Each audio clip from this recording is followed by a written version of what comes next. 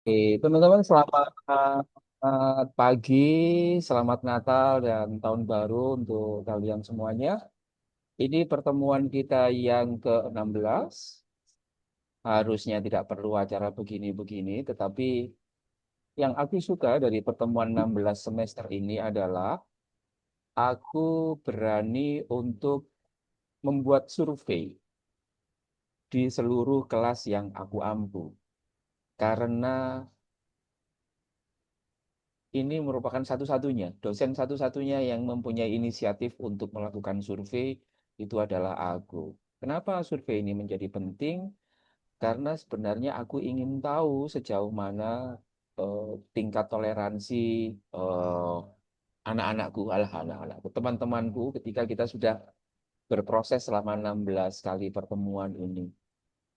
Menurutku salah satu cara untuk melihat sejauh mana proses pembelajaran itu berhasil di religion dan Pancasila, salah satunya adalah dengan memberikan survei itu sendiri dan menjadi menarik ketika aku mengetahui hasilnya yang sungguh sangat membanggakanku. Aku tidak tahu apakah tingginya toleransi kelas N ini disebabkan oleh pelajaran selama 15 kali pertemuan atau sebenarnya ada faktor yang lain, misalkan faktor lingkungan yang memang banyak di antara kalian yang sejak awal itu memang dididik untuk toleran. Tapi at least tentu saja 15 kali pertemuan itu memberikan dampak ya. Nggak tahu seberapa besar dampaknya itu aku belum punya model untuk menghitungnya, tapi aku cukup senang karena survei ini kemudian berjalan dengan baik dan aku belum ngudak-ngudak survei itu. Jadi aku itu nggak tahu jawabannya Edric itu bagaimana, jawabannya Arya bagaimana, jawabannya Steven, jawabannya Felicia, jawabannya Arya itu aku nggak tahu ya. Taunya ya global begitu saja. Belum aku udak-udak lagi sih. Nah, itu yang pertama. Yang kedua, mari kita awali pertemuan ini dengan doa. Aku akan mengundang Ina deh. Ina yang barusan Natalan ini. Ina Natalan karena Natalannya teman-teman Ortodok itu tanggal 6 atau tanggal 7 Januari gitu kan. Ada agak ini ya, agak berbeda dengan teman-teman pengikut Kristus yang kebanyakan. Ina, silakan, In. Oke.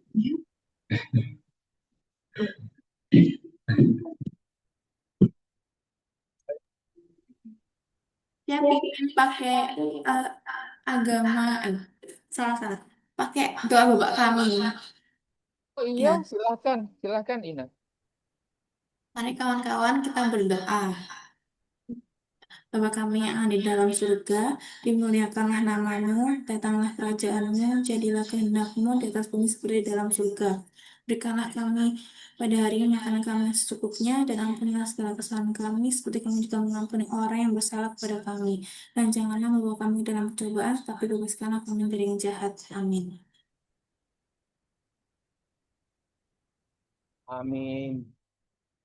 Oke, terima kasih. Apa namanya, Ina. Teman-teman, sebelum nanti aku akan undang 4 panelis itu, aku berharap masing-masing dari kalian itu sudah mempersiapkan presentasinya. Nanti aku akan awali dengan presentasiku dulu sekilas begitu tentang hasil, mungkin 5 menit atau 7 menit. Nanti baru kemudian tiap-tiap panelis itu akan mengomentarinya seperti itu. Tapi sebelum ke sana, aku ingin menjelaskan model penilaian ini ya, model penilaian di kelas religion nanti ke depannya. Ke depannya itu artinya ini adalah konstruksi penilaian yang nanti akan aku lakukan kepada kalian ya, secara umum supaya lebih jelas. Sebentar ya, aku akan share screen.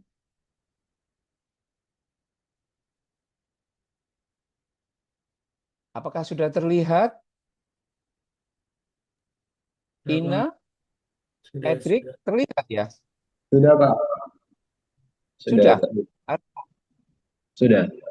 Oke, jadi begini, kampus telah menetapkan penilaian mata kuliah religion itu dengan menggunakan 4 komponen. AFL 1, AFL 2, AFL 3, dan ALP. Setiap AFL dan ALP itu punya 2 komponen. Kayak gitu. Nah, nanti penilaianku akan seperti ini. Masing-masing di antara kalian menerima ini ya, penilaian-penilaian itu. Tapi ke depan aku ingin memberikan satu modifikasi yang positif. Jadi untuk komponen AFL 1, yakni SI Pro Kontra, itu kan item komponen kedalaman dan ketepatan. Kedalaman refleksi bagi pengembang. Dan bagi pengembangan diri sesuai profesi. Nah, aku mengambil keputusan untuk memberikan semua mahasiswa tambahan masing-masing 5 poin. Ya. Jadi ini misal ya. Misal Arya AFL 1-nya komponen pertamanya 86 dan komponen keduanya di AFL 2 itu 84. Lalu diberi insentif 5 poin. Maka penambahan 5 poinnya adalah 86 ditambah 5, maka Arya akan mendapatkan 91. Lalu 84 ditambah 5, maka Arya akan mendapatkan 89. Itu jadi 5 poin ini untuk semuanya. 5 poin untuk semuanya. Yang kedua, komponen AFL 2 yaitu presentasi itu juga demikian. Karena aku merasa kalian sudah sedemikian bersemangat untuk kelas ini, maka nilai yang kalian dapatkan dari presentasi nanti sudah tercatat di Moodle itu nanti akan aku tambahkan 10 poin. 10 poin. Ya, 10 poin. Jadi misalkan Edric kelompoknya AFL 2 komponen satunya 84, maka dia nanti akan menerima 94. Untuk AFL 2 komponen yang kedua, misalkan Edric 883, maka dia akan mendapatkan 93, yakni 83 ditambah 10. 84 ditambah 10. Ya, ini. Itu insentif ya, bukan poin tambahan. Lah, baru di komponen AFL 3 ini, yakni video, itu ada poin tambahan. Poin tambahannya tentu sangat tergantung dari apakah kamu mengerjakan atau tidak. Begitu ya. Komponen AFL 3 itu ada 2. Ini misal nih, misal. Ina video kemarin itu untuk AFL 3 komponen satunya dapat 87. Komponen kedua AFL 3-nya dapat 88. Oleh karena misalkan Ina mengumpulkan poin tambahan 6 misalkan, maka 6 ini akan ditambahkan di masing-masing komponen itu. Jadi 87 ditambah 6, maka ia akan mendapatkan 93. 88 ditambah 6, ia akan mendapatkan 94. Sorry, salah ketik seperti itu. Nah, itu ya. Ini tiap orang akan berbeda-beda. Jadi kalau nggak mengerjakan poin tambahan, ya tentu saja poinnya akan tetap. Tapi aku lagi berpikir, apakah kemudian aku perlu untuk memberikan insentif tambahan untuk semuanya. Misalkan 5, jadi semuanya akan dapat 5. Supaya poin kalian menjadi lebih gede. Yang keempat itu adalah komponen ALP. Tentu ada 2. Komponen ALP, terus itu ditambahkan poin tambahan di ALP. Ini banyak sekali yang mendapatkan poin tambahan ALP ya, lebih dari separuh. Yang tertinggi Edric. Edric itu mengumpulkan 14 poin.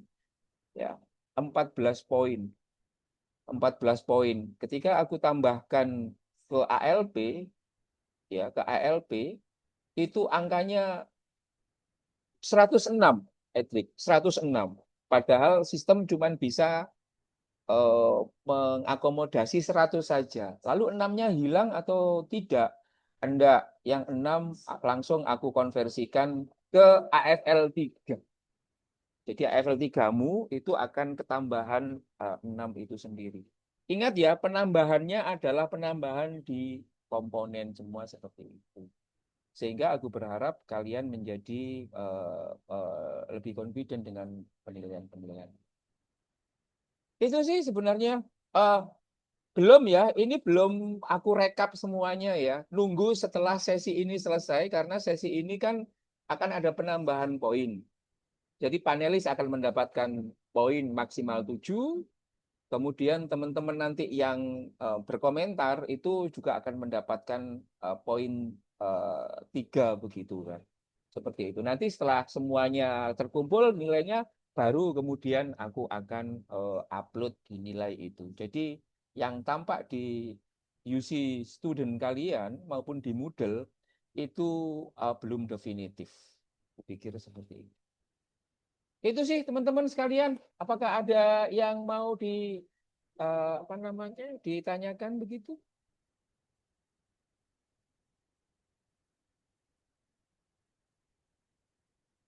Bentar ya. Kalau tidak ada, aku akan atau nanti bisa diteruskan di mana? Di Diteruskan di chat grup. Aku akan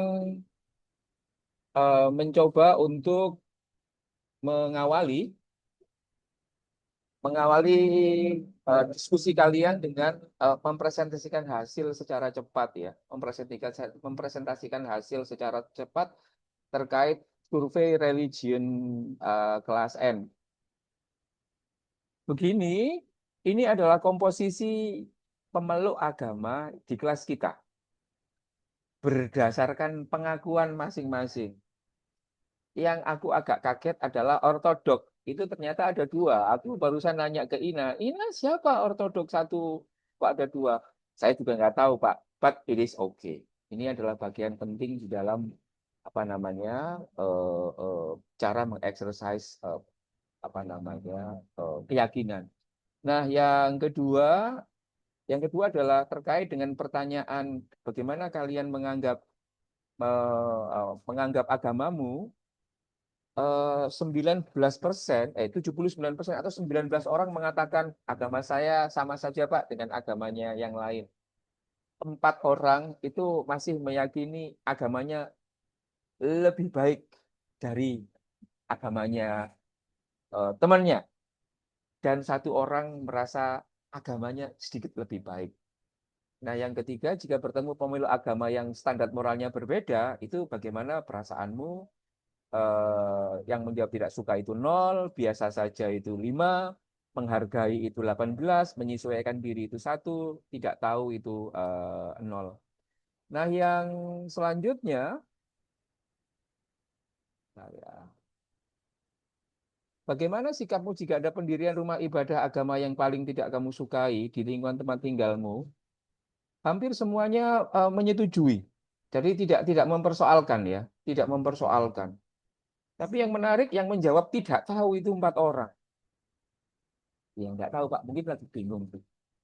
Lalu bagaimana sih kamu jika ada pemeluk agama yang tidak kamu sukai tinggal di lingkunganmu sekarang? Yang tidak memperbolehkan itu 0, yang memperbolehkan 23, yang tidak tahu menurun jadi 1 orang. Jadi kalau misalkan aku Islam terus kemudian Edik tinggal di tempatku, jawaban yang tidak tahu ya nggak tahu Pak, bingung lagi seperti apa. Bagaimana sikapmu jika tetanggamu mengadakan acara keagamaan secara publik di lingkunganmu? Misalkan bikin tahlilan, atau bikin misa di balai desa dan lain sebagainya. 16 orang memperbolehkan. 5 orang bahkan membantu, yang tidak tahu 3 orang. Tapi yang tidak memperbolehkan 0. It is good menurut saya. Bagaimana sih kamu jika tetanggamu, pemeluk agama yang tidak kamu sukai, memimpin jabatan publik di lingkunganmu seperti RW, RT, kepala desa, camat, bupati, gubernur, atau presiden? Yang keberatan itu 0. Yang tidak keberatan 21. Artinya misalkan Ina, ortodok, hidup di tempatku, di Mojongapit yang 95% Islam begitu, ya Ina boleh-boleh saja. Tapi yang tidak tahu 3. Konsisten 3, 4, 1 begitu. Bagaimana sikapmu apabila pemeluk agama yang paling tidak disukai meninggal? Jenazahnya boleh dimakamkan di tempat pemakaman umum di lingkungan tempat tinggalmu sekarang. Bolehkah? Gitu kan. 20 orang mengatakan, boleh Pak, silahkan. Nggak apa-apa, ini milik bersama. Tapi yang tidak tahu 4 orang. Konsisten ini. Nah, terkait dengan apakah boleh pemeluk agama yang kamu benci berkomentar kritis atas agamamu di depan publik. Yang tidak memperbolehkan 1. Saya keberatan, Pak, kalau Eklik atau Stephen berkomentar kritis terkait agama. Yang membolehkan 20 orang, yang tidak tahu 3 orang. Yang 10, hampir terakhir, apakah kamu keberatan relasi asmara, pacaran, atau kawin dengan pemeluk agama lain? Sangat keberatan 4 orang. Keberatan 9 orang. Tidak keberatan 9 orang. Tidak tahu 2 orang. Apakah kamu akan datang jika diundang perayaan agama lain yang tidak tahu 3 orang? Yang akan datang 15 orang. Yang tidak akan datang 3 orang ya. Yang tidak akan datang 3 orang. Jadi misalkan Arya ngundang halal bihalal ke Felicia begitu, dan mungkin Felicia anggap saja tidak gitu, dia tidak akan datang. Jadi ada 3 orang di kelasmu yang ketika ia diundang perayaan agama lain dia tidak akan datang. Yang tidak tahu 6 orang. Yang datang 15 orang. Dan yang terakhir tentu saja adalah pertanyaan, seberapa mengancam keberadaan kelompok LGBT di Indonesia? Sangat mengancam, itu jumlahnya 6 orang. Lalu cukup mengancam 7 orang. Tidak mengancam 8 orang. Sangat tidak mengancam 1 orang. Tidak tahu 2 orang. Demikianlah teman-teman sekalian presentasinya. Oke, aku akan persilahkan 8-10 menit bagi apa namanya. Oh, Christian sudah ada. Apa namanya? Untuk para panelis untuk menyampaikan gagasannya. Silahkan. Siapa dulu? Arya boleh, Edric boleh, Ina boleh, Stephen boleh. Yang paling ready aja. Yang ready. Arya dulu, silakan Arya.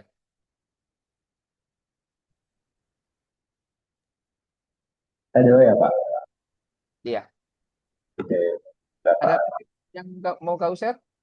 Iya, ada. Oke. Silakan Arya. Maksimal 10 menit ya Arya. Oke, siap, Pak.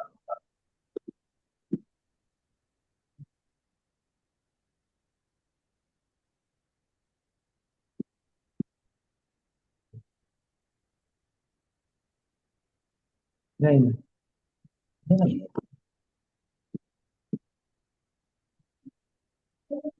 Iya, Pak.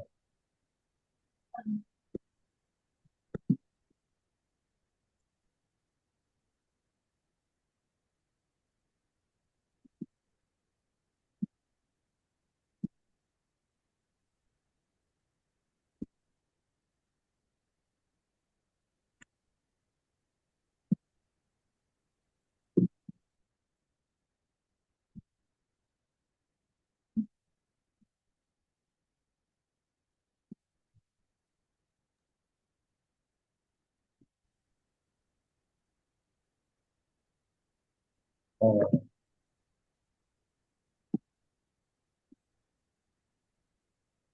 Arya, kamu pakai Linux apa Arya? Enggak. kenapa? Kamu pakai Linux? Iya, Pak. Pakai Oh, Linux. Linux apa? Ubuntu. Oh, oke. Kenapa, Pak? Pak juga pakai. Oh iya, ini pakai Linux. Aku sekilas tadi kok ada Zoom, ada depth-nya begitu loh. Pakai Linux. Silakan Arya. Baik. Sudah terlihat ya, Pak? Oke, cool, cool. Baik. Assalamualaikum warahmatullahi wabarakatuh. Selamat pagi, Pak An, dan ke teman-teman semua.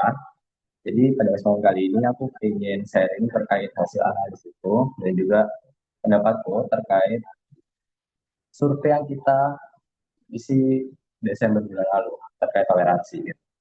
Nah, disclaimer dulu, kalau misal data dari surveinya itu cuma berasal dari mahasiswa religi kelas N ya. Jadi nggak ada yang lainnya. Dan juga mungkin di sini aku bakal mengomentari terkait instrumen surveinya yang mempengaruhi dari hasil survei itu sendiri. Jadi bukan hasil surveinya. Makanya di sini ada aku buat judul apa ini survei toleransi atau survei kepatuhan terhadap norma. Gitu. Tapi sebelum kita masuk ke intinya, nah di sini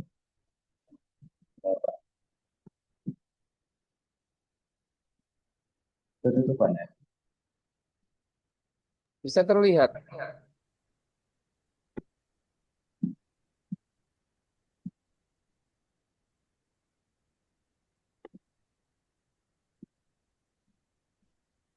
Oke, Oke, jadi di jadi sini itu ada grafik ya agama di kelas kita. Nah, kalau misalnya kita lihat, itu kelas kita didominasi oleh Kristen Protestan. Terus yang paling kecil itu ada Hindu, Ortodoks, dan Buddha. Dan di sini aku kayak mikir juga berpendapat kalau misal komposisi di kelas kita itu juga mempengaruhi hasil dari survei kita. Kenapa? Karena saat eh, kelompok masyarakat mayoritas itu dihadapkan sama survei seperti ini, saya rasa mereka pasti merasa aman gitu, merasa normal lah. Beda dengan agama yang minoritas. Jadi mereka pasti lebih berhati-hati dalam memilih jawaban gitu. lalu Lalu ini ini juga juga saya mengambil beberapa survei toleransinya toleransinya yang yang lebih lebih ke ke toleransi toleransi agama. agama. Ada Ada 4 4 yang yang saya saya ambil. Dan di sini ini saya saya cuma ingin ingin memperlihatkan memperlihatkan kalau misal rata-rata rata-rata jawaban jawaban dari dari survei ini tuh positif semua. semua. Ya, Nggak nggak salah salah sih sih sebenarnya. cuma Cuma saya saya merasa kalau merasa misal ini ini perlu perlu dipertanyakan juga. contoh Contoh, em, em, mayoritas mayoritas jawaban jawaban itu ada di kategori itu cukup setuju. Jadi polanya relatif sama gitu. Presentasi penolakannya itu relatif kecil. Padahal kalau misalnya kita dihadapkan dengan realitas sosial yang nyata, itu pasti kita nggak bisa cuma jawab iya atau tidak, setuju atau tidak setuju. Pasti lebih kompleks daripada itu. Kayak gitu. Nah, contohnya aja kayak misal eh, bagaimana sikapmu jika ada pendirian rumah ibadah agama yang paling tidak kamu sukai di lingkungan tempat tinggalmu? Ada 20 orang yang menjawab menyetujui. Terus 4 orang tidak tahu. Padahal kalau misal kita lihat pertanyaannya lebih dalam, pasti ada alasan-alasan kita untuk menolak hal tersebut gitu. Tidak harus menyetujui. Karena tidak menyetujui itu juga diperbolehkan dengan alasan yang jelas. Seperti itu. Nah, ini juga salah satu pendapat saya. Jadi, semakin jelas mana jawaban yang benar, semakin kecil kemungkinan survei itu menangkap sikap yang sebenarnya. Jadi, kalau misal, nggak tahu kenapa, kalau misal dari survei ini, saya melihat bahwa responden itu saat melihat jawabannya udah tahu jawaban mana yang mau dipilih. Tanpa mereka berpikir kritis alasan mereka memilih tersebut, jawaban tersebut. Kayak gitu. Nah, ini juga saya nyari-nyari research kemarin juga ada teori dari Herbert Hyman dan dikembangkan juga sama Paulus. Ini yaitu social desirability bias. Itu kecenderungan responden itu memberi jawaban yang dianggap baik pada suatu pilihan. Jadi bukan jawaban yang benar-benar diyakini. Dan ini juga banyak faktornya. Salah satunya adalah jawaban yang memang uh, sering kita temui dan dianggap benar oleh norma yang sudah ada. Jadi norma sosial itu sudah dibuat dan mereka terkena bias dari pemikiran tersebut gitu. Nah, ini salah satu contoh yang mungkin bisa gitu yang dari saya. Jadi mahasiswa itu kalau saya itu menilainya mahasiswa itu tahu nilai apa yang udah diharapkan dari saat ini. Jadi survei ini tuh menurut saya lebih mengukur kemampuannya membaca kayak norma dari dibanding sikap toleransi yang sesungguhnya gitu. Karena kalau misalnya kita lihat cuma ada 3 jawaban dan kita nggak bisa, kalau misalnya kita jawab tidak memperbolehkan, kita nggak bisa memperdebatkan kenapa kayak gitu. Dan kita mungkin mempunyai alasan yang jelas seperti itu.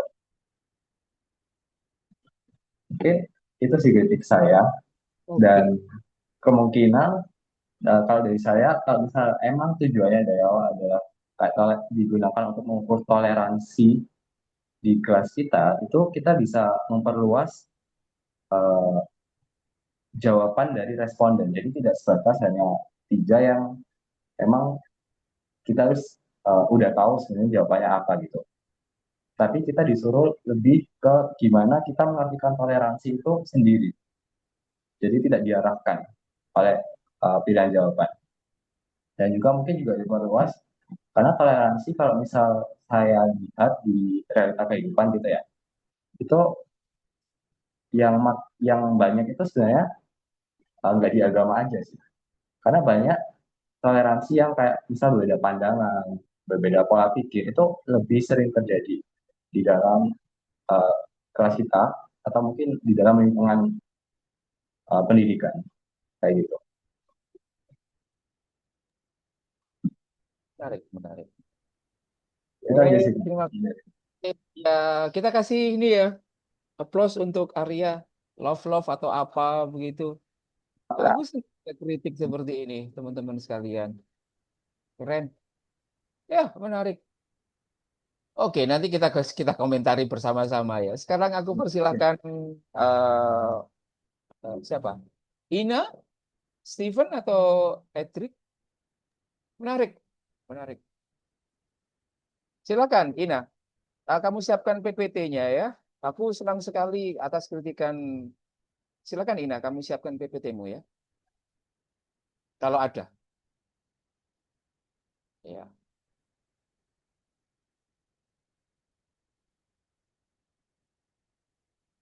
Oke.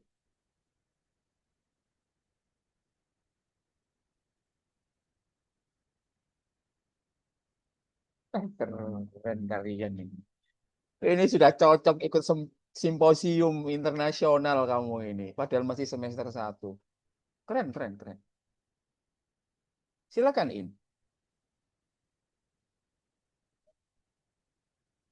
Mana Ina?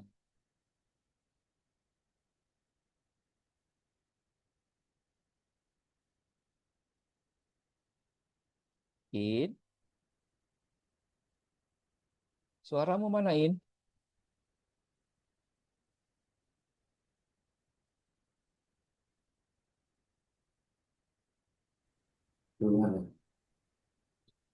Oke. Sudah. Silakan. Oke. Selamat pagi Pak Aan dan teman-teman. Saya ingin mempresentasikan hasil analisis saya terhadap hasil survei toleransi mata kuliah religion kelas N. Yang pertama ini hasil surveinya dari beberapa pertanyaan. Dan pembahasan pertama adalah hal yang menarik dari hasil survei. Hal yang menarik yang pertama adalah tingkat toleransi sosial tergolong sangat tinggi. Mayoritas jawaban teman-teman menunjukkan sikap inklusif dan toleran. Dilihat dari ini pertanyaan-pertanyaan jawabannya positif semua, kayak pendirian rumah ibadah semuanya setuju, ada pemeluk agama lain yang tinggal di sekitar rumah diperbolehkan, ada pemeluk agama lain yang eh, menjabat juga tidak ada yang 21 orang tidak keberatan. Jadi teman-teman ini menunjukkan bahwa perbedaan agama tidak dianggap sebagai ancaman sosial atau ancaman politik. Yang kedua, pandangan kesetaraan agama cukup dominan. Di pertanyaan nomor 2 tentang bagaimana kamu memandang agamamu. Ada 19 orang menjawab sama aja kayak agama yang lain dan ada 5 orang yang menganggap bahwa agamanya lebih baik. Nah, 19 orang ini menunjukkan sikap pluralisme. Jadi teman-teman ini sadar bahwa lingkungan di sekitar ini terdiri dari berbagai agama dan perbedaan dan harus dihormati dan tidak menganggap agama mana yang lebih baik gitu. Nah, kalau yang 5 orang ini menunjukkan sikap eksklusivisme. Ini wajar dan manusiawi kalau hanya disimpan untuk pribadi, jadi nggak apa-apa. Ya. Tapi yang jadi masalah kalau sampai merendahkan orang lain, udah eksternal mengarah ke orang lain dan ngejek-ngejek gitu. Jadi menutup diri dari dialog dan perjumpaan itu yang mungkin menjadi masalah. Lalu toleransi tinggi terhadap ranah publik tetapi menurun pada ranah personal. Jadi kalau dilihat tadi banyak kan positif jawabannya. Cuman kalau yang tentang asmara itu menjalin di pertanyaan nomor 10, yang Ya. asmara tentang yang pertanyaan Pacaran beda agama ya. menjalin asmara dengan agama yang berbeda itu banyak yang keberatan gitu. Mhm, mhm, Nah, ini mhm. mungkin karena faktor eh, pribadi, keluarga, dan ajaran agama dan jangka panjangnya.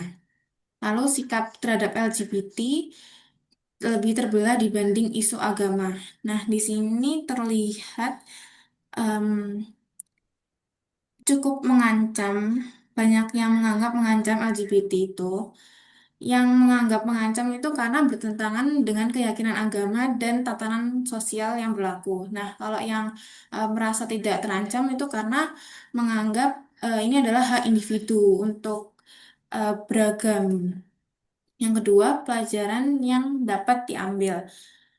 Yang pertama, pendidikan toleransi berdampak positif. Jadi, mata kuliah Religion UC ini memberikan dampak positif, eh, membiarkan mahasiswanya memiliki sikap terbuka dan kemampuan hidup berdampingan gitu.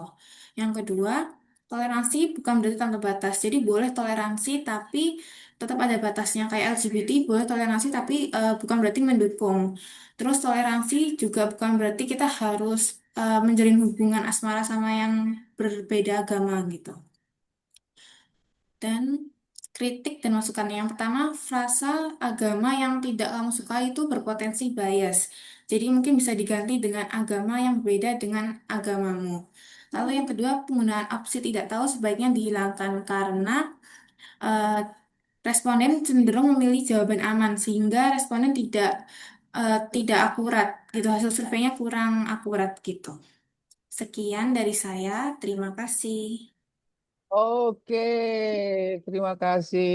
Kita kasih ini ya, apresiasi apa begitu pada Ina. Aku tidak menyangka eh, eh, Ina mampu melihat agak mendalam tentang apa declining, ya, penurunan soal toleransi ke wilayah publik menjadi ke wilayah privat gitu kan. Toleransi di publiknya meningkat, tapi when it comes into our personality, own lives gitu, misalkan kayak pacaran dan lain sebagainya. Kemudian ada agak declining dikit gitu. Dan LGBT makin mempertegas itu terkait dengan soal apa ya? Oke, toleran terhadap agama, keyakinan yang lain. Tetapi untuk PBA atau pacaran beda agama, perkawinan, enggak, apalagi LGBT. Jadi aku ingin melihat itu apa namanya, menyambungkan dengan yang disampaikan. Edric siap-siap ya, presentasinya siap-siap ya, PowerPoint-nya siap-siap. Kalau sudah ini langsung di-share screen saja, Stephen atau Edric gitu, sembari aku terus ngomong begitu. Jadi seperti itu. Eh, Menurutku menarik kita melihat bahwa 15 kali pertemuan itu kan dalam asumsiku itu kan kita sudah ini ya melakukan praktek-praktek yang diinginkan oleh siapa namanya Arya tadi, konkret ya, bikin video bareng, berkelompok bareng.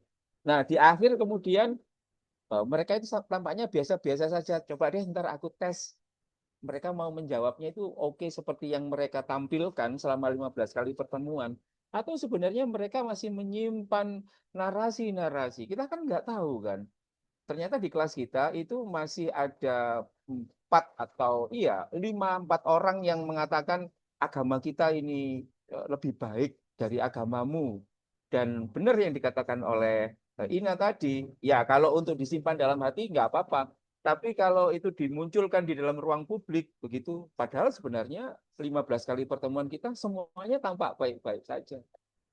Jadi menurutku ini menarik. Silakan Edric, apa namanya, dimulai dari sekarang. Steven Sirait siap-siap. Silakan, Trik. Selamat pagi. Ini adalah presentasi mengenai hasil survei ya. Iya, wah keren. Ini kayak simposium beneran ini kan. Silakan, silakan.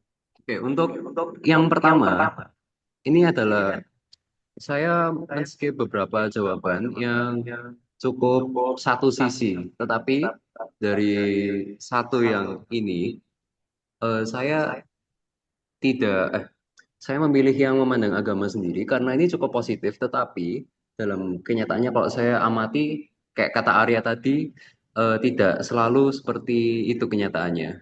Jadi ada beberapa kemungkinan. Eh, Pertama, itu tuh mereka menjawab survei hanya memilih aman karena selama ini, selama SMA, SMP selalu diajarin kalau diajarin untuk toleransi dan untuk menerima agama lain. Maka mereka memilih untuk menjawab yang kira-kiranya benar secara sosial. Dan mungkin bisa eh, ada pertanyaan yang saya berikan kepada anak-anak yang 80% ini, yang lebih dapat mewakili pertanyaan itu, yaitu apakah kalian mau atau tidak kalau anak Anda agamanya berbeda dengan Anda, yang 80% itu. Mhm. Menurut saya itu lebih akan membuat eh, pemikiran yang lebih emosional dan lebih mendalam dibandingkan pertanyaan sebelumnya. Karena pertanyaan sebelumnya seperti kalau lagi ulangan, tetapi mana jawabannya benar. Mhm. Sedangkan kalau pertanyaan ini langsung pusing karena membayangkan, waduh gimana ini gitu. Iya, ini. Nah, ini adalah kritik terhadap survei. Mengapa? Karena kalau dalam pilihan ganda, kita tidak tahu orangnya itu beneran mikir dalam atau orangnya cuma, wah dikasih survei, ya wes cepat, aku tak ini biar bisa main game. Kemudian dari kuesioner ini emang baru dikasih data tesnya ya, tapi yang kayak tes sebelumnya nggak tahu, jadi tidak bisa menyimpulkan apakah Exactly. eh, kelas ini mengubah apa-apa. Bisa aja pretestnya sama, saya nggak tahu aja. Edric, harusnya ada pretestnya sama ya dengan post-testnya, begitu toh harusnya ya. Iya. Biar bisa lihat perubahannya. Betul, betul, betul. Iya, Kemudian silakan. ini, kuesioner ini memang sudah cukup baik menurut saya untuk melihat kayak cek ombak gitu. Tetapi yang dinilai oleh kuesioner ini bagaimana orang itu memandang diri sendiri, bukan bagaimana pandangan mereka sesungguhnya. Karena kalau untuk contohnya mendapatkan pandangan sesungguhnya itu seperti kita eh, punya anak tadi. Kita lihat bagaimana orang itu melakukan, bagaimana orang itu bersikap. Tapi kalau kuesioner, orang itu hanya membayangkan Oke. diri sendiri, gitu. Edric, kalau boleh ada usulan pertanyaan yang harusnya muncul di kuesioner ini apa? Kalau boleh. Wah, nggak tahu Pak. Oh, oke. Tapi aku nanti akan nanya misalkan, apakah kamu keberatan misalkan anakmu atau saudaramu berbeda agama dengan memilih agama yang bukan agama keluarga. Tapi ini oke. Silakan, Edric. Wah. Kemudian untuk yang selanjutnya, ini ada yang cukup menarik ya, yang saya punya pengalaman sendiri. Jadi Oke. untuk pertanyaan diundang perayaan agama lain, ada yang jawab tidak. Nah, ini kan memang anggap aja eh, beda ya dari mayoritas. Tetapi saya memahami mengapa. Dulu saya pernah bilang misalnya mau ikut temenku ini loh, ngajak datang ke GMS misalnya. Terus habis itu eh, ibu saya, ngapain kamu gitu. Nah, yang perasaan ibu saya itu, dia itu takut aku berubah agama gitu. Nah, padahal kalau saya sendiri ya, misalnya kalau diajak agama lain, merasa ya gak apa-apa dan datang. Soalnya kalau misalnya ada kurban gitu ya, dapat daging. Sate lah kamu, minimal rame-rame sate begitu. Iya, gitu. Dapat nasi kotak, datang saya, Pak. Gitu. Dan mengapresiasi agama lain menurut saya bukan berarti tidak mengapresiasi agama sendiri juga. Exactly. Dan kemudian yang paling jawabannya berwarna-warni itu yang menarik ini LGBT. Karena selama SMP SMA memang saya merasa memang tidak dikondisikan untuk ada pelajaran mengenai toleransi terhadap LGBT. Sedangkan pas kuliah ini makanya banyak yang kayak kaget begitu. Jadi di sini masih cukup apa ya? Kalau yang sebelum-sebelumnya seperti toleransi terhadap agama lain, eh, orang-orang sudah membentuk topeng, sudah membentuk kayak selalu, oh iya agama lain baik, agamaku sama kok, nggak lebih baik gitu. Tapi kalau di LGBT, orang-orang tuh masih mungkin eh, tidak Belum dibahas, jadi bisa lebih spontan. Tidak pernah dinilai kayak lebih kamu lebih LGBT. genuine begitu ya. Hah? Lebih genuine. Iya, karena emang belum dibahas. Sedangkan kalau di SMP SMA mungkin sudah dicetak kayak pabrik agama lain baik gitu. Kalau di sini LGBT mungkin belum dicetak gitu. Jadi orang-orang masih jujur, mungkin lebih jujur gitu. Dan menurut saya sendiri ya, saya sendiri awalnya memang juga terhadap orang LGBT itu ada tidak rasional saja sih. Saya tuh hanya ada rasa jijik dulu mungkin kayak masa sih suka sesama jenis. Iya. Tetapi setelah mungkin melihat video dari yang Marilyn itu memang saya tersentuh ternyata punya perasaan tuh orang LGBT dan itu memang mengubah saya sih, eh, menjadi lebih menerima. Jadi ada beberapa kemungkinan kenapa kok orang ini merasa tidak ya. Kan saya tahu yang mengapa kok menerima, tapi mungkin yang mengapa tidak menerima. Pertama memang dari ajaran agama. Itu menurut saya besar sekali ya. Ajaran ajaran itu kan memang eh, sangat berpengaruh ke cara pikir orang karena mereka memang harus disiplin menuruti peraturan. Itu terbiasa untuk menuruti peraturan. Kemudian kedua, tidak pernah berteman. Saya sendiri itu dulu memang merasa dengan orang LGBT itu jijik. Alasannya karena saya tidak pernah melihat sisi manusiawi mereka. Saat saya melihat video itu, saya langsung terasa, ini ada kisahnya dulu sama ayahnya tidak diterima, terus akhirnya diterima. Saya tersentuh lihat itu. Dan itu saja dari saya. Terima kasih. Oke. Terima kasih Esri. Kita kasih love-love lah guys. Keren banget ini. Oh, menarik. Teman-teman sekalian, sebelum Steven, kita akan undang Ibu Erin karena dia sangat sibuk sekali. Karena ia sudah ditunggu meeting sama rektorat gitu. Halo, Halo Erin. Gus Aan, salam hormat semuanya juga. Kamu mendengar tadi ya presentasi dari beberapa orang tadi ya? Baru dua, Ina sama Arya. Arya sama Edric ya? Sama Ina. Edric enggak ya? Edric Oke. sebelumnya kayaknya. Oke. Tapi Oke. keren loh anak-anaknya Gus. Iyalah, aku didik supaya mereka punya keberanian untuk ini, untuk Bicara. menyampaikan apa yang menjadi pikirannya. Hmm. Silakan Erin, aku tahu kamu sangat sibuk. Aku ingin sudah hadir di forum ini. Siap, siap. Ini aku mulai dari mana ya, Gus? Maksudnya apakah ada surveinya yang bisa ditampilkan atau Oh, oh, dari pertanyaan mana, Gus? Karena nanti dari satu pertanyaan bisa 2 jam saya. iya. Jadi apa namanya? Kamu bisa Mm-mm. mengomentari secara bebas saja. Misalkan Bebas ya. ini. Mm-mm, Jadi mm-mm, mm-mm. ini udah kelihatan ya, Erin? Sudah kelihatan, Gus? Iya, bentar ya. Jadi Ya. ini adalah beberapa hasil survei. Misalkan apa namanya? Bagaimana kamu memandang agamamu? Kelihatan. Kelihatan, kelihatan. Bagaimana kamu memandang agamamu? Terus kemudian eh, banyak yang mengatakan sama saja. Lalu ketika ditanya, misalkan bagaimana sikapmu, misalkan jika ada pendirian rumah ibadah dari agama yang tidak kamu sukai, kamu menyetujui atau tidak?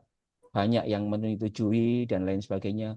Nah, yang menarik adalah misalkan apakah apakah boleh pemeluk agama yang tidak kamu sukai berkomentar kritis atas agamamu di depan publik?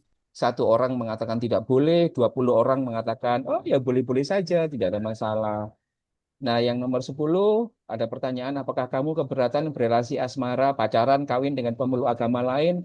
Yang sangat keberatan 4 orang, yang keberatan 9 orang, yang tidak keberatan 9 orang, yang tidak tahu 2 orang. Nah, juga ada pertanyaan, apakah kamu akan datang jika diundang perayaan agama lain? Yang menjawab tidak akan datang 3 orang, yang menjawab akan datang itu 15 orang, yang tidak tahu itu 6 orang. Nah, yang terakhir adalah aku nanya ke anak-anakku seberapa mengancam sih keberadaan kelompok LGBT di Indonesia. Yang menjawab sangat mengancam 6 orang, yang menjawab cukup mengancam 7 orang, yang menjawab tidak mengancam 8 orang, 1 orang mengatakan sangat tidak mengancam. Silahkan dikomentari. Oke. Baik, Gus Saan dan juga adik-adik semua. Ini jawabnya jujur ya kalian? Ah, ya, namanya. Jujur ya? Tapi kan di awal aku Mm-mm, ngomong Erin bahwa mm. ini tidak akan mempengaruhi nilai. Iya, betul. Ya, Keren tuh, jadi Gus. lu mau jawab Apapun. intinya pun itu tidak akan. Yang kedua, aku juga tidak Mm. tahu siapa menjawab apa, begitu loh. Mm-mm, betul, betul. Jadi misalkan Arya jawab apa, aku juga tidak tahu. Inga atau Edric yang tadi kan ngomongnya sangat toleran, tapi kan saya nggak tahu. Aku kan nggak tahu dia jawab apa di situ kan. Jadi aku ingin Iya. bahwa terlepas dari kemungkinan ini tidak jujur atau jujur, yang jelas para responden itu aku kondisikan safe untuk memilih jawaban yang menurut dia eh, diyakini kebenaran. Mm-mm. Silakan, Ed. Oke, jadi ada satu pertanyaan Gus yang mungkin bisa ditambah di nomor 1B. Apa itu? Eh, Apa a- itu? Mungkin begini, kalau kita toleransi sama agama lain, itu rasanya hampir semua jawaban baik jujur maupun tidak itu akan menjawab toleransi. Karena kita sudah Hmm. di tahun 2026 yang kita sudah terbiasa dengan perbedaan, pasti akan jawab toleransi. Tetapi apakah kamu mentoleransi rekanmu, temanmu yang seagama tapi liturginya beda? Oke. Liturginya beda nih. Misalnya Muslim ada Muslim Muhammadiyah, ada NU gitu. Cara liturginya beda. Kalau Hmm. Kristen ada karismatik. Saya Kristen ya. Saya perkenalkan saya Alma, saya Kristen. Saya mencintai semua kalian, semua agama. Jadi yang kedua kayak Kristen ada Kristen protes, sorry, ada Kristen karismatik, ada Calvin. Ada Hmm. cara ibadah yang bahkan sebenarnya begini rekan-rekan dan juga Gusaan yang saya hormati, yang sering saya dengar ini di versi saya ya, adik-adikku di versi saya sering sekali melihat malah intoleransi itu sering terjadi pada yang sama loh. Itu yang saya pengalaman ya. Jarang sekali seperti ada seseorang yang bicara dia beda sama kita. Misalnya kita ini Hindu, itu orang Kristen gitu, beda gitu. Enggak, malah kayak bareng aja. Bahkan saya sekalipun saya Kristen, saya punya musola di rumah. Jadi nggak Oke, apa-apa oke. kalau memang mau ibadah ada rewang saya, silakan. Itu musola nggak saya namain musola, itu ruang ibadah. Mau Hindu masuk situ juga nggak apa-apa. Mau ada atributmu kamu taruh situ is okay buat saya. Itu tidak merubah keyakinan saya dan tidak merubah cinta saya kepada manusia gitu. Jadi itu penerapan sih di dalam kehidupan saya. Artinya dimanapun ya kita bisa bisa menerapkan itu. Hanya saja yang sering saya lihat adalah seperti Kristen misalnya contohnya. Saya mencoba mengkritisi diri saya sendiri ya. Saya tidak mengkritisi keluar. Kadang-kadang eh, saya ada beberapa teman saya atau keluarga saya yang misalnya kita nggak bisa ibadah karena kita harus keluar kota hari Minggu gitu. Akhirnya hari Minggu itu yaudah kita cari gereja. Konotasi cari gereja itu adalah cari gereja yang sama. Saya kok GKI cari GKI gitu, Gus. GKJW cari GKJW. Ya, Kalau Mawar Sharon cari Mawar Sharon. nggak begitu ya. Iya, nggak boleh keluar dari ini. Padahal ini sama-sama Kristen. Ini sama-sama Kristen gitu. Iya. Yang kita sembah sama gitu. Hanya liturginya beda. Mungkin di situ ada alat gitar, kemudian ada alat-alat yang cuman piano atau keyboard saja. Ada yang mendaraskan Mazmur Kristen Kristen kayak GKI, GKJW itu masih mendaraskan Mazmur. Kata daras itu juga dipakai oleh teman kita di Katolik, saudara kita. Artinya menyanyikan dengan nada yang seperti Kristen Ortodoks gitu, Gus, yang indah, Ini ya yang dinyanyi mendayu notasinya ya. konotasinya gitu, Oh, pemazmur. Dan saya juga kebetulan pemazmur, saya menyanyikan itu. Tetapi daraskan. mendaraskan. Tetapi terkadang kayak seperti yang bahaya adalah saya tidak mau menjadi seorang sosok yang fanatik yang kayak saya pendaras mazmur. Bukan berarti saya tidak bisa menyanyikan lagu yang keras dengan menggunakan rock dan gitar dan drum itu. Saya suka gitu. Kalaupun suatu saat misalnya saya berangkat ke Semarang, susah nih cari GKI itu, atau mungkin berangkat ke Semarang masih muda ya, GKI-nya masih banyak. Misalnya saya berangkat ke daerah Indonesia bagian timur gitu. Kalau Iya, cari GKI agak sulit sih. GKJW, GKI nggak ada Indonesia bagian timur. Di situ ada Mawar Sharon, saya akan masuk kalau saya. Tapi banyak sebagian besar nggak ibadah hanya karena liturginya berbeda. Ya sudahlah minggu ini kita online saja dari gereja kita, atau kita nggak usah ibadah karena nggak ada gereja.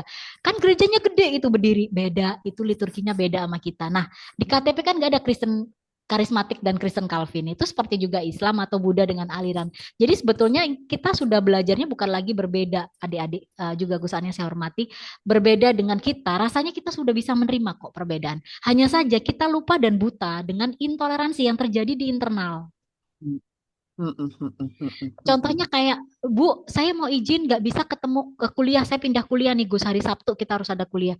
Karena saya ibadah loh, kamu agamanya apa Kristen? Saya tahu Kristen itu ibadahnya hari Minggu loh, Dek. Kamu bohongin saya ya? Enggak, Bu, saya Kristen yang ibadahnya hari Sabtu. Ada kan yang begitu? Ada Kristen yang ibadahnya di hari Sabtu.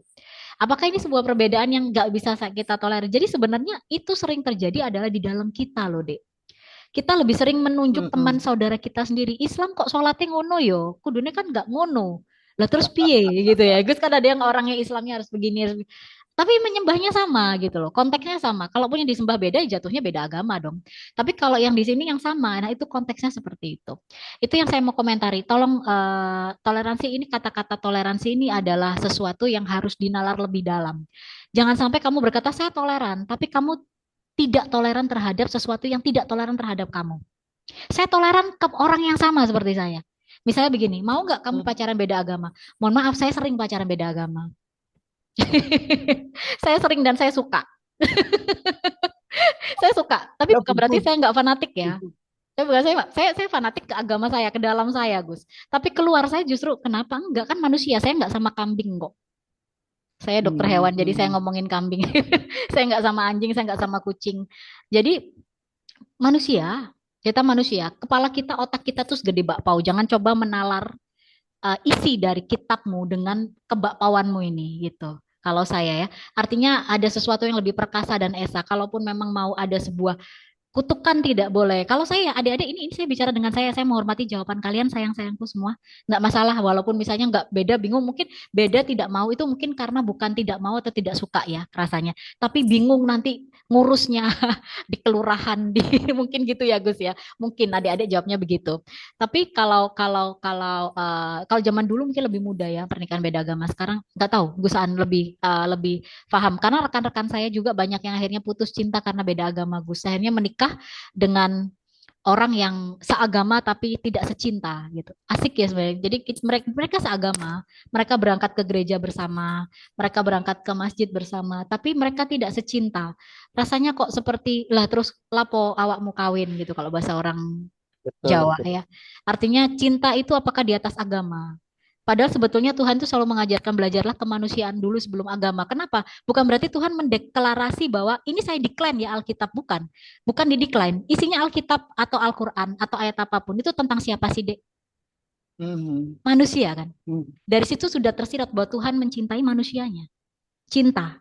Kalau memang Tuhan tidak mencintai, itu yang berbeda dari Tuhan yang benar itu, di versi Tuhan yang sebenarnya. Mungkin udah dibunuh sama Tuhan. Kan gampang kayak Thanos. Tinggal blok gitu udah mati semua, nggak perlu COVID. Tuhan loh. Nah, artinya ada sesuatu yang saya harus pelajari dari semua itu. Termasuk juga toleransi. Toleransi itu sebatas apa? Kadang-kadang kita mentoleransi sesuatu yang, oke, saya toleransi di sini. Karena dia sama seperti saya. Jadi saya toleransi. Tapi misalnya begini nih, ada orang yang, contoh saya pakai LGBT ya. Ada orang yang setuju dengan LGBT. Ada orang yang tidak setuju dengan LGBT. Lalu antara yang tidak setuju, ini tidak mentoleransi yang setuju. Yang setuju tidak mentoleransi yang tidak setuju. Iku podoe tidak toleran. Iya, iya. Karena toleran ini di atasnya, apakah toleran itu ada syarat? Ataukah toleransi adalah toleran? Kalau toleransi adalah toleran, kalau kita bisa mentoleransi LGBT, termasuk kita juga bisa mentoleransi misalnya kelompok radikal dan lain sebagainya. Nah, kata-kata toleran itu perlu diperjelas gitu. Artinya toleran itu luas, adik-adik, di atas kepala kita lagi. Itu sudah punya Tuhan itu. Jadi mencintai sesuatu yang mungkin berbeda itu sudah punya Tuhan yang memang dikaruniakan ke kita. Nah, kita tinggal menalar sendiri terkait semua itu. Saya kalau dibilang kelompok LGBT suka atau tidak, saya bukan LGBT. Jelas saya tidak setuju, tetapi karyawan saya ada yang LGBT.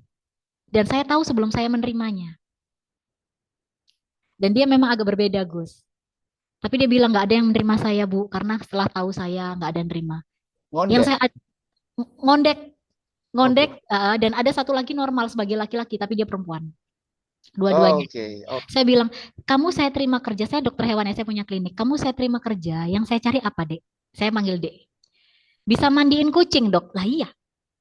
Lah masa saya nanya agamamu apa? Kalau kamu agamamu sama kayak saya, tapi nggak bisa mandiin kucing, saya dong yang mandiin. Kamu bisa pegang anjing nggak? Bisa, Dok. Ya sudah. Artinya tidak perlu saya sampai sedalam itu dan saya tidak perlu menghakimi karena hakim yang adil kan Tuhan bukan saya. Saya juga banyak dosa, nggak bisa saya menghakimi. Jadi itu yang saya mau sampaikan bahwa sebetulnya yang dibahas di sini adalah untuk mendeklarasikan bahwa iya betul kita sudah ada di titik poros damai. Iya gitu kan Gus ya. Kadang-kadang kadang-kadang kita nggak bisa mendeklarasikan bahwa sebenarnya kita ini damai nggak sih? Kalau kita tidak ada survei ini ya mana tahu gitu kan. Tiba-tiba anak saya misalnya saya punya anak ini saya berbicara apa adanya ya. Tiba-tiba saya punya anak saya orang fanatik ke dalam ke agama saya sangat fanatik. Tapi tiba-tiba suatu saat anak saya, "Mah, saya mau ikut agama ini." Gimana? Karena saya jawab sebelum anak saya lahir. Anak saya dari sebelum lahir sampai dia lahir tuh punya Tuhan, bukan punya saya. Dan saya hanya akan mencintai dia sebatas saya sebagai mamahnya. Sebagai darah daging saya. Itu tugas saya. Saya mencintai dia sebagai manusia. Jadi saya akan mengizinkan selama dia betul-betul bisa mempertanggungjawabkan. Ingat di garis bawah ya, saya fanatik, saya sangat fanatik ke dalam. Ya otomatis kalau darah daging saya, misalnya saya mau ikut agama ini, saya paling pertama, wih kok gini gitu ya. Tapi mungkin di saat itu saya, dari sebelum lahir, saya sudah bilang bahwa kamu punya Tuhan, bukan punya saya. Dan itu bukan urusan saya untuk menghakimi atau apa. Kalau saya, oh berarti saya sudah di batas, nggak apa-apa gitu. Jadi saya seperti itu menguji diri saya. Artinya bukan perkara suka atau tidak suka gitu ya. Itu kembali sesuatu yang bisa kita handle, saya handle. Yang tidak bisa kita handle bukan bagian saya. Termasuk juga apakah saya sengaja pacaran dengan beda agama? Ya bukannya sengaja. Masalahnya yang beda agama sama saya manis-manis ya Gus. Gimana dong? Jadi ya, pada saat dulu sebelum menikah, ya manis gimana dong? Masa ditolak orang manis? Orang manis sifatnya, penampilannya manis. Kalau dilihat mau Jumatan kok ganteng, baunya wangi. Masa saya nggak suka? gitu Iya. kan. Jadi artinya bukan lagi saya bicara masalah ketuhanan, karena kalau saya bicara masalah ketuhanan adalah personal saya ke vertikal ke Bapa saya. Tapi kalau sudah ke manusia, semuanya adalah anak Tuhan buat saya ya, gitu. Jadi tidak ada batas sekat bagi saya untuk menalar ini semua gitu. Gus Aan dan juga adik-adikku Oh, terkasih. thank you sekali. Terima kasih, Bu Erin. Kita kasih applause ya. Habis ini Sama-sama. meeting rektorat ya. Iya, ini langsung masuk meeting selanjutnya. Oke, thank Boleh you. foto dulu ya Gus, nanti saya Ya, minta fotonya, boleh di screenshotkan ya. adik-adik. Terima kasih banyak atas Kalau semuanya. aku nggak tahu, tapi kalau ini dipublikasikan nggak ada masalah, toh? Nggak masalah sih. Oke. Mungkin mantan saya lihat jadi nggak masalah. Kalau suami saya lihat juga nggak masalah, orang udah dulu. Tapi kalau yang lain juga nggak masalah sih Gus. Itu pendapat saya, pandangan saya. Karena sekali lagi saya mendeklarasikan bahwa saya fanatik ke dalam, tapi saya sangat mencintai manusia. Oke, menarik. Itu adalah credo kami di religion gitu. Semakin fanatik ke dalam, dia akan di luar akan semakin Betul. Erin, thank you ya. Terima kasih. Sama-sama. Nanti saya minta fotonya ya. Akan Thank dikirim ya. you Gus Aan dan semuanya. God Dadah. bless. Jadi teman-teman, Stephen Sirait sudah oke? Oke. Oke. Mana Stephen? Jadi memang begitu ya. Jadi tadi kan Ina kan khawatir nih semakin fanatik nanti keluarnya akan semakin fanatik juga begitu. Tapi yang kita harapkan di apa namanya di kelas ini adalah semakin Ina ini ortodoks, semakin ia akan apa namanya bisa mencintai orang di luar ortodoks ya, bisa ya sama gitu kan, kayak pohon itu kan. Semakin akarnya itu ke bawah, ya semakin akarnya ke bawah, semakin kekristenannya, keislamannya itu sangat kuat, maka rimbunannya harusnya dia akan semakin semakin ini ya, semakin besar. Sama kayak beringin itu kan. Beringin itu kan akarnya kan kuat, tapi semakin dia kuat, semakin dia bisa melindungi banyak orang. Tapi di praktek secara sosiologis di kita itu kan biasanya semakin kuat Islamnya kayak teman-temanku, semakin ia tidak bisa menaungi agama yang lain gitu kan. Akarnya aja yang kuat, tapi kemudian pohonnya, buahnya tidak bisa dinikmati oleh banyak orang. Menarik sekali. Steven mana ini? Aku udah terlalu banyak ngomong dan waktunya sudah mau habis ini. Steven, jangan lupa untuk Ina, Arya, dan juga Edric, serta Steven untuk mengupload PPT-nya ya. Teman-teman sekalian, apakah ada yang mau berkomentar untuk mendapatkan 3 poin? Sembari kita menunggu Steven. Kayak gitu. Silahkan, Michael, Ezekiel, Jonathan, Tentang Welly. apa, Pak? Komentar tentang apa, Pak? Halo, Kenneth ini. Iya. Ya, Kenneth bisa on cam supaya kamu tak masukin ke ini. Oke. 2-4 menitan begitu. Silakan Ken. Bagaimana komentarmu? Iya, mau tanya, komentarnya bolehnya tentang apa? Silakan, apa saja. Oh, terserah. Oke. Jadi saya beberapa hari ini lagi pelajari lebih ke apa ya, cara komunikasinya ya antara lebih politik sih, lebih antara garis kiri sama garis kanan sih. Dan saya kayak mau komentar tentang tadi yang opini apa namanya toleransi antara orang pro LGBT sama anti LGBT. Iya, iya, silakan. Soalnya gimana ya? Beda sama agama, nggak bisa disamakan. Toleransi antar umat beragama sama toleransi antar orang yang berbeda pendapat tentang kaum LGBT ini tidak bisa disamakan. Karena kalau agama ini kan bisa dibilang masing-masing agama sama validnya, itu bisa disetujui kan. Sama semua agama bisa sama-sama valid. Tapi kalau pro sama anti LGBT ini itu tidak bisa disamakan. Karena bisa dibilang satu membiarkan mereka ada, dan satu atau mungkin salah satu dari atau mungkin salah satunya ya. Dan satu tidak membiarkan ada. Dan itu kayak eh, tombol itu tidak bisa di antara mati atau nyala, tidak bisa di tengah. Harus atau harus mati atau nyala. Tidak ada namanya kayak pertengahan, tidak ada tengahnya antara on sama off. Jadi tidak bisa yang namanya toleransi dengan kaum anti LGBT itu tidak ada, tidak bisa, nggak mustahil. Karena itu bukan toleransi namanya, itu kompromi. Itu membiarkan eh, kaum LGBT tetap dipersekusi oleh orang yang memegang paham anti LGBT. Jadi tidak bisa. Ya udah, itu aja. Ini menarik ya. Kita boleh toleran, tapi kita tidak. Kita harus intoleran pada kelompok yang intoleran. Begitu ya, Iya, Kenneth gitu. ya. Oke, menarik itu.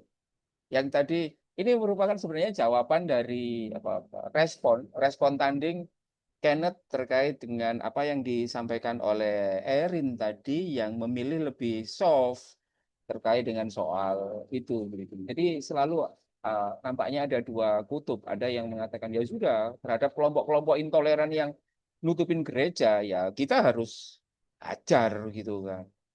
Toleran itu penting, tapi kalau kita toleran pada intoleransi, wah kita juga dianggap berdosa karena kita berkompromi dengan itu.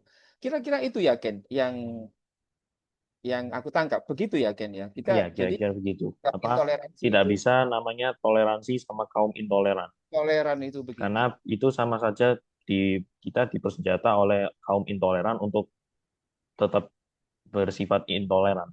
Oke.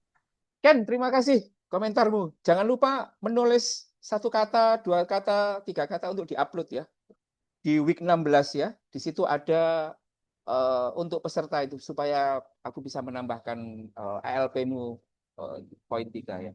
Terima kasih Ken. Steven sudah oke? Halo Pak, halo. Ya, silakan.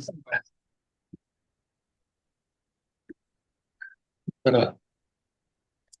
Kamu sudah on cam kah?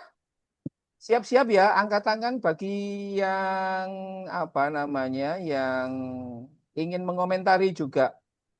Menurutku. Apakah udah muncul Pak?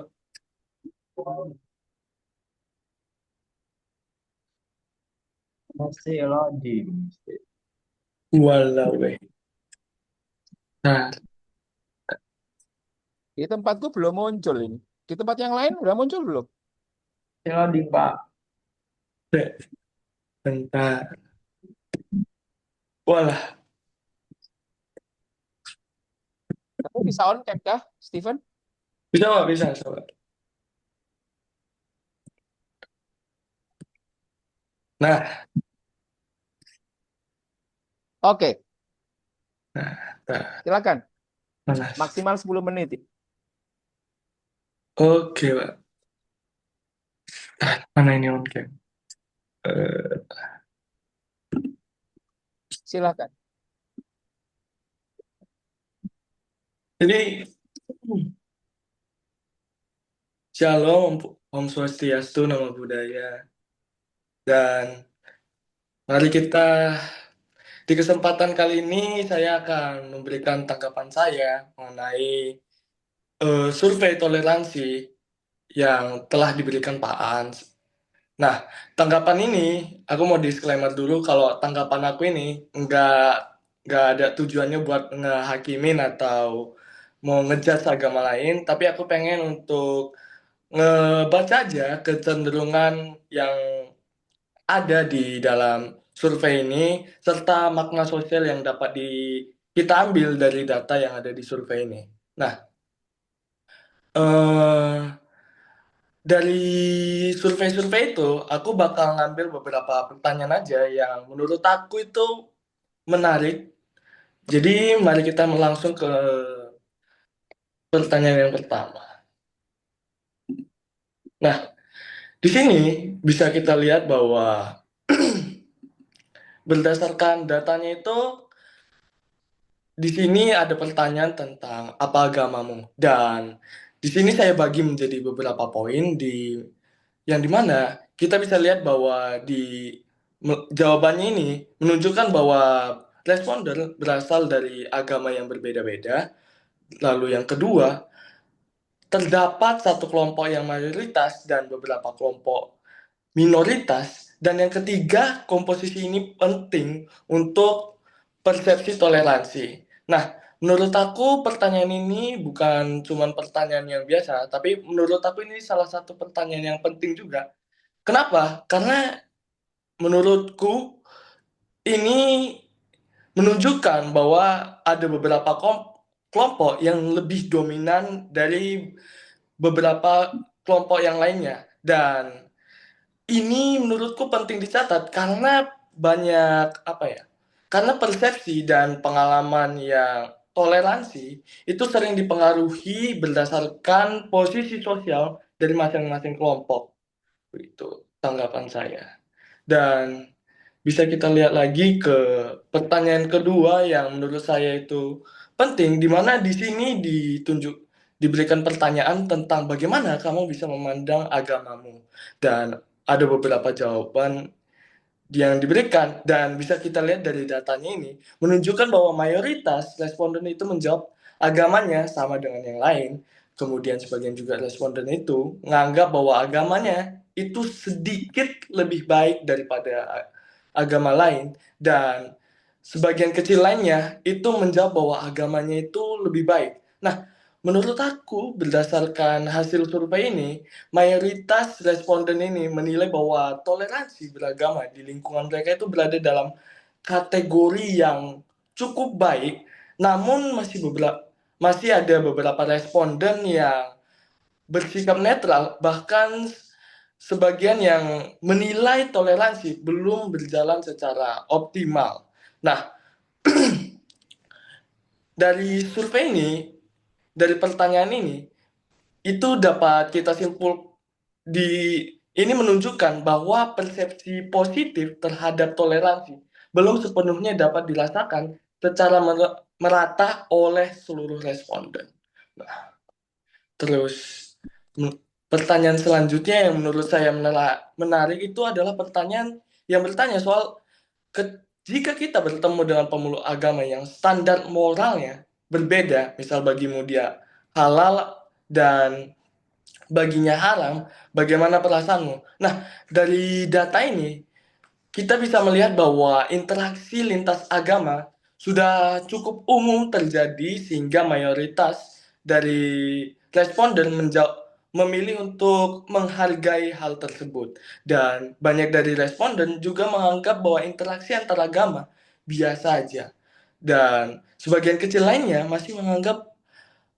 masih menyesuaikan diri dengan perbedaan yang ada. Nah, menurut saya hal ini merupakan sesuatu yang sangat menarik, karena kalau kita lihat dari sisi interaksi sosial, survei ini menunjukkan bahwa interaksi lintas agama sudah cukup lazim terjadi dalam kehidupan sehari-hari, terutama di lingkup kampus maupun masyarakat kita. Namun, interaksi ini pada umumnya masih bersifat kayak fungsional sebutannya, sehingga belum banyak yang mencerminkan kedekatan atau pemahaman yang mendalam terhadap kelompok lainnya. Nah, di slide selanjutnya ada pertanyaan juga yang saya anggap menarik tentang bagaimana sikapmu jika tetanggamu atau pemeluk agama yang tidak kamu sukai mengadakan acara keagamaan secara publik di lingkunganmu. Nah, menurut saya dari data ini bisa dilihat bahwa mayoritas dari responden itu memilih untuk mengizinkan, sebagiannya lagi itu memilih untuk membantu, dan bahkan ada yang abstain juga dalam menjawab pertanyaan ini. Nah, menurut saya pada bagian pertanyaan ini, kita dapat mengukur bahwa sikap responden terhadap kelompok yang dianggap berbeda itu, bahwa mereka itu cenderung untuk bersikap, apa ya, istilahnya itu permisif dan toleran. Karena kita bisa lihat juga itu sebagian bersedia untuk memberikan bantuan, sementara walaupun sebagian lagi itu memilih untuk tidak melakukan tindakan apapun alias abstain, sehingga tidak memiliki posisi yang jelas. Dan menurut saya variasi dari jawaban ini itu menunjukkan bahwa sikap toleransi itu masih dipahami secara berbeda-beda di kalangan responden. Nah, kemudian di yang pertanyaan terakhir yang menurut saya itu cukup apa ya, cukup menarik, yaitu tentang bagaimana seberapa mengancam keberadaan kelompok LGBT di Indonesia. Di sini bisa kita lihat bahwa ada 25% yang menganggap itu sangat mengancam, cukup mengancam, 29% tidak mengancam lebih tinggi, dan sangat tidak mengancam itu di 4%, dan yang absen itu ada 2 orang. Nah, dari data ini bisa kita simpulkan bahwa mayoritas dari responden itu merasa mereka itu tidak mengancam, dan sebagian menjawab cukup mengancam, dan beberapa bahkan menjawab itu sangat mengancam. Nah, menurut saya terkait persepsi terhadap kelompok LGBT ini dapat disimpulkan bahwa ini memperlihatkan adanya perbedaan pandangan antara yang cukup tajam antara sebagian responden yang menilai bahwa kelompok ini tidak mengancam, sementara lainnya itu menilai ini cukup mengancam karena mereka menggunakan perspektif agama mereka yang masing-masing, yang mereka simpulkan bahwa hal itu mengancam, padahal dalam keseharian mereka itu sebenarnya mereka tidak ada ancaman sama sekali terhadap yang dirasakan, yang dilakukan oleh kelompok LGBT ini.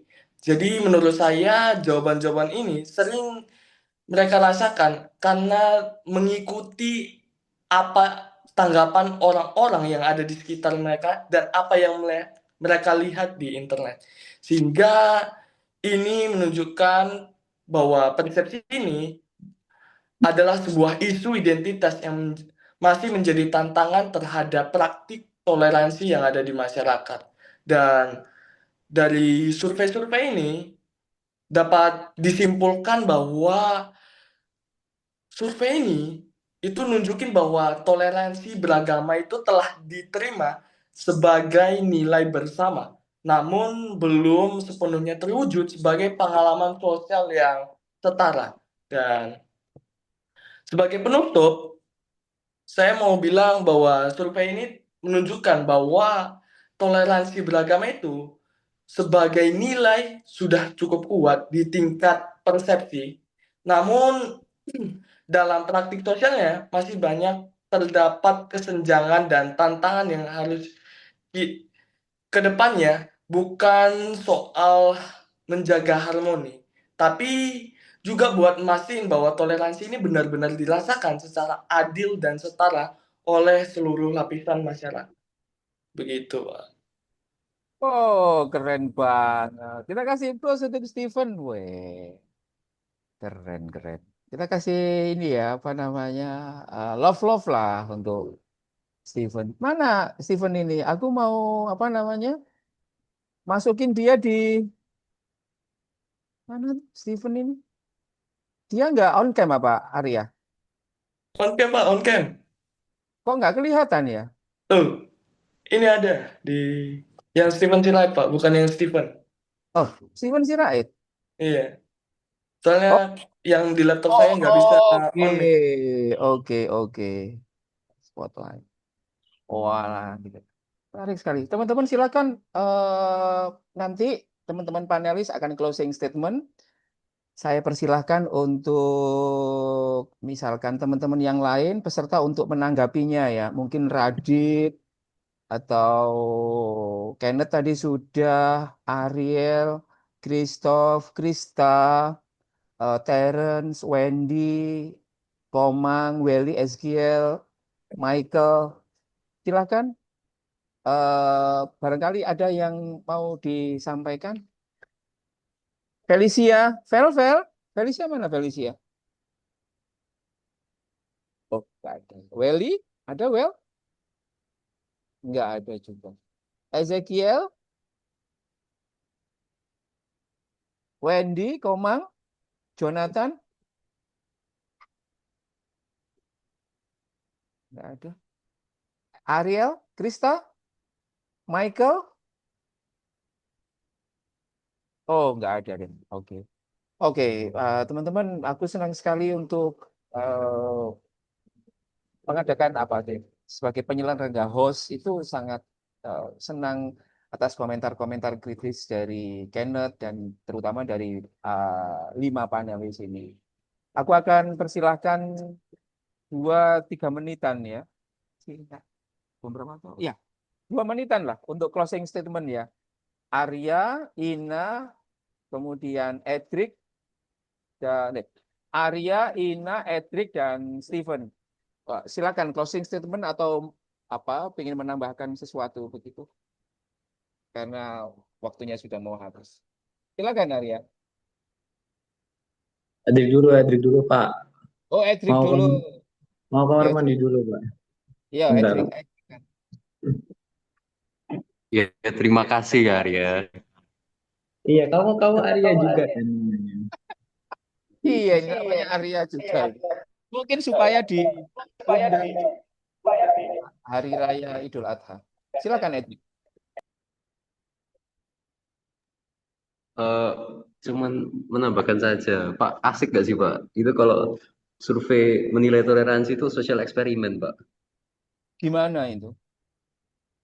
Gak tahu saya, Pak. Tapi murid-muridnya nggak tahu, ternyata dinilai, Pak. Kan sosial eksperimen gitu, Pak, biasanya. Iya, itu. Tapi itu kan sangat subjektif ya. Misalkan Iya, begini Pak. ya, nggak tahu ya. Tapi di kelas P, aku di kelas kalian atau di kelas P itu, yang ketika bikin video, jadi mereka bikin videonya itu sosial eksperimen, itu pinjem atau minta duit ke mahasiswa-mahasiswi Islam, tapi untuk beli babi. Tapi di ini di anu diem-diem, di anu diem-diem. Jadi kelompok di kelas P itu bikin sosial eksperimen begitu, apa namanya, terus direkam begitu. Kalau tidak salah Arya juga melakukan sosial eksperimen begitu. Itu menurutku menarik, tapi kita perlu rumuskan ini ya, apa namanya, Edric, apa instrumennya, lalu apa namanya, sejauh mana tingkat validitasnya dan kayak gitu sih, apa namanya. Tapi menurutku juga survei ini juga sedikit memberikan pemahaman pada kita ya, Edric ya, bahwa ternyata oh kelas kita masih seperti ini ya, sudah oke ya. Aku tidak tahu kalau misalkan ini ternyata mungkin 80% itu orang Islam semuanya yang di kelas kita. Mungkin jawabannya bisa beda. Atau orang Buddha 80% atau yang mayoritas itu misalkan seperti di luar UC, mungkin jawabannya sangat mungkin tidak akan sophisticated ini. Itu sih trik menarik itu. Ina, apa Ina? Silakan Ina menyampaikan closing statement-nya. Mungkin ke depannya itu seperti apa? Aku sih berharap ini kan semester 1, anggap saja ini dijadikan pretest ya. Nanti post-testnya itu setelah kalian lulus.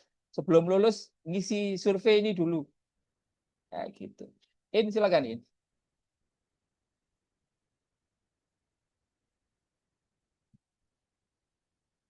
In. Kamu masih mute. Steven dulu aja, saya belum ada, belum siap. Oh, belum siap. Oke, oke, oke. Terima kasih. Silakan, Steven. Oke, mungkin aku mau ngasih closing statement aja sih, Pak. Karena menurut aku sih dari apa hasil observasiku ya, Pak, dengan melihat orang-orang yang ada di sekitar, menurut aku kalau membahas soal toleransi, seringkali kita melakukan toleransi itu berdasarkan apa yang ada di sekitar kita, dari agama, dari apa yang kita lihat, dengar di internet, maupun apa yang sudah diajarkan kepada kita dari kecil oleh orang tua misalnya gitu. Tapi menurut aku kalau kita membahas soal toleransi, kita itu harus menyampingkan semua hal-hal itu. Karena misal saya ambil contoh aja dari pertanyaan yang LGBT tadi, saya yakin bahwa orang-orang yang menganggap bahwa hal itu mengancam itu akibat dari apa yang mereka lihat di internet, apa yang mereka dengar di internet. Padahal sebenarnya mereka itu tidak merasakan ada ancaman sama sekali dari kaum LGBT ini. Dan mereka menggunakan kacamata dari agamanya sendiri yang menyatakan bahwa yang dimana mereka menyimpulkan bahwa orang-orang kaum ini itu ancaman karena di agamanya gini gini gini. Sementara menurut saya seharusnya kalau membahas toleransi itu kita harus menggunakan sebuah konsep yang saya namanya itu konsep gelas kosong gitu. Jadi kita harus mengosongkan semua perspektif-perspektif dari agama misalnya, dari sekitar atau apa yang kita dengar, dan kita memahami secara mendalam tentang orang tersebut. Misal let's say dia gay. Nah, menurut aku ada beberapa faktor yang menyebabkan orang itu bisa menjadi seperti itu. Misalnya faktor dari trauma segala macam. Itu memang beberapa dari kita menanggapi bahwa hal itu kayak ya trauma doang gara-gara cewek, masa jadinya gay kayak gitu. Tapi menurut aku ya kita nggak bisa menilai mental orang. Semakin meningkatnya zaman, mental orang itu ya berbeda-beda. Kita nggak bisa pukul rata mental orang. Jadi kita harus menggunakan konsep gelas kosong itu untuk memberikan setidaknya itu ya kita terbuka kepada mereka. Dan mungkin tanggapan saya itu aja sih, Pak. Oke, terima kasih Steven. Aku jadi teringat rekomendasinya Edric ya terkait dengan LGBT itu. Bagaimana tafsiran agama dan kemudian kalau tidak salah adalah karena nggak pernah ketemu, jarang ketemu dan lain sebagainya itu. Nah, setelah kelas ini itu aku religion P. Di religion P itu ada satu anak FDB ya, Fashion Design and Business. Itu ada satu transgender, waria, satu waria. Dan kamu tahu hasil surveinya apa?